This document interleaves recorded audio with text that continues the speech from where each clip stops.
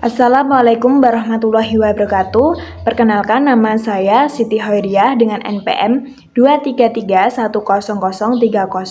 Di sini saya akan menjelaskan jawaban dari ulangan akhir semester saya. Nah, untuk yang pertama yaitu langkah-langkah untuk menyelesaikan suatu permasalahan program linier dua variabel menggunakan metode titik uji sudut, yaitu yang pertama menentukan nilai optimum, maksimum, minimum, dan fungsi objektif pada titik-titik sudutnya atau titik pojok. Yang ke B, menafsirkan atau menjawab masalah. Dari langkah-langkah dalam menyelesaikan program linear tersebut, apakah menurut kalian sudah benar? Jelaskan dan buatlah satu soal dan pembahasan yang sesuai dengan langkah-langkah penyelesaian yang untuk jawaban saya, menurut saya benar sesuai dengan langkah-langkah tersebut.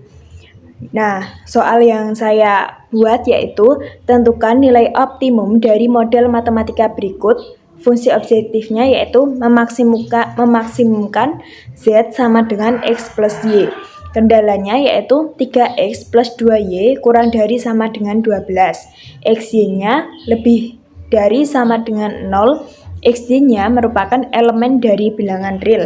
Nah, penyelesaiannya yang pertama, menentukan titik potong garis 3X plus 2Y sama dengan 12 dengan sumbu koordinat yang disajikan dalam tabel. Nah, di sini saya membuat tabel yaitu tabel X ada 0, 4, dan Y 6, 0. Jadi diperoleh dari tabel tersebut titik koordinatnya yaitu 0,6 dan 4,0. Kemudian kita menggambarkan pada bidang koordinat dan kita hubungkan dengan sebuah garis lurus. Nah, untuk gambarnya sesuai dengan gambar tersebut. Nah, selanjutnya kita menyelidiki nilai objektif Z sama dengan X plus Y. Untuk masing-masing titik sudutnya ada 00, X, Y, Z-nya ada 0, 0, 0. Nah, untuk A, titik A 4,0, X, Y, Z-nya 4, 0, 4. Untuk titik B ada 0,6, titik X, Y, Z-nya ada 0, 6, 6. Nah, dari tabel tersebut diperoleh nilai maksimum bentuk objektif Z sama dengan X plus Y adalah 6. Yaitu untuk X sama dengan 0 dan Y sama dengan 6. Soal yang kedua yaitu berdasarkan analisis yang mendalam terhadap tujuan pembelajaran dan standar proses pembelajaran matematika, NCTM 2000 mengemukakan standar mengajarkan konsep, prosedur, dan koneksi matematika siswa sekolah menengah sebagai berikut.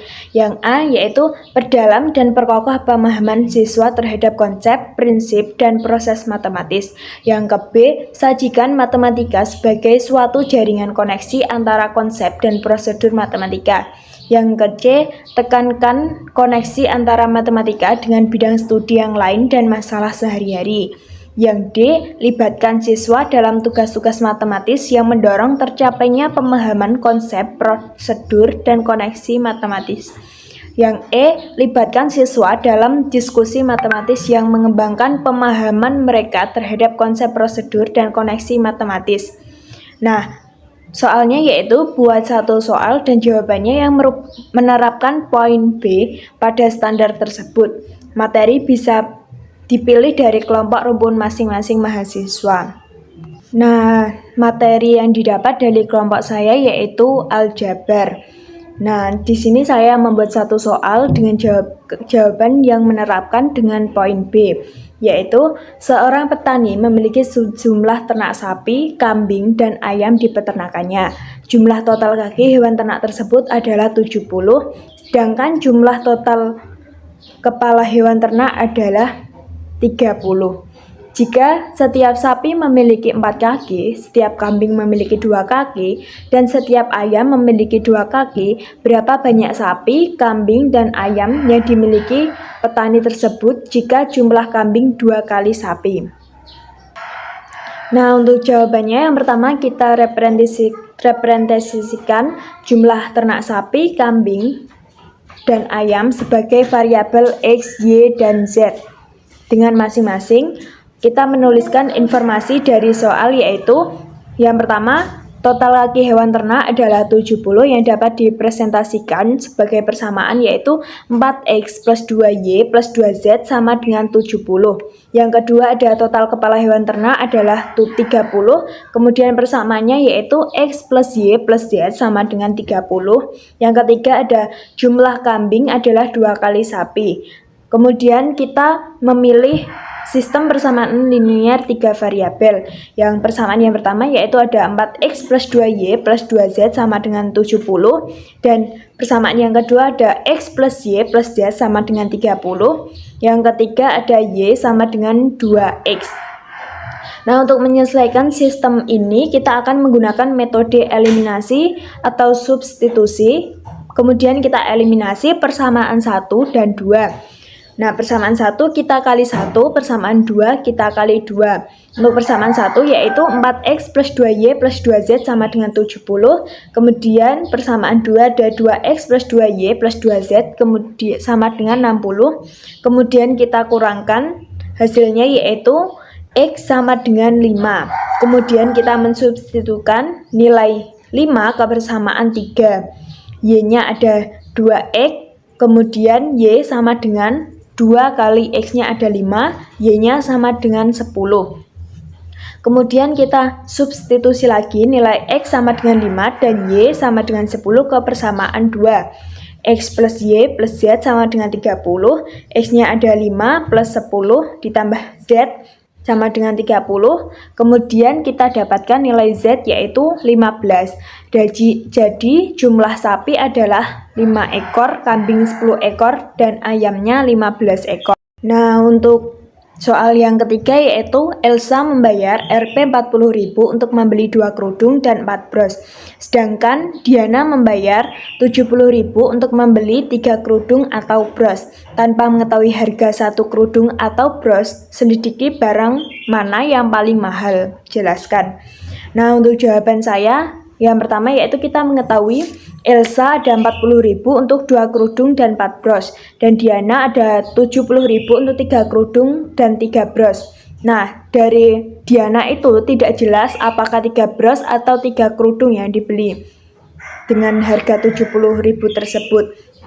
Kemudian ditanya, tanpa mengetahui harga kerudung atau bros, selidiki barang mana yang paling mahal. Kemudian saya akan menjelaskan yang pertama yaitu kita menghitung harga kerudung dan bros dengan permisalan. Nah, kita misalkan yang dimiliki Elsa ada harga kerudungnya adalah 40.000 per 2 sama dengan 20.000 per kerudungnya.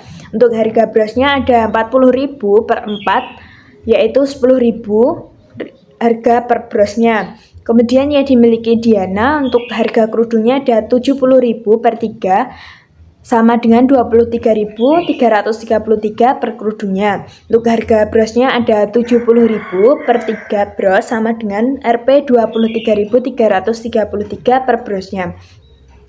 Nah, kemudian saya membandingkan harga kerudung dan bros. Nah, untuk harga kerudungnya dimiliki Elsa ada 20.000 dan Diana 23.000. Untuk harga brosnya Elsa ada 10.000 dan Diana 23.000. Nah, jadi kerudung yang dibeli Diana adalah barang yang paling mahal. Nah, untuk soal yang keempat yaitu suatu agen perjalanan menawarkan paket perjalanan ke Manado. Paket 1 terdiri dari 4 malam menginap, 3 tempat wisata, dan 5 kali makan. Kemudian paket 2 dengan 3 malam menginap, 4 tempat wisata, dan 7 kali makan.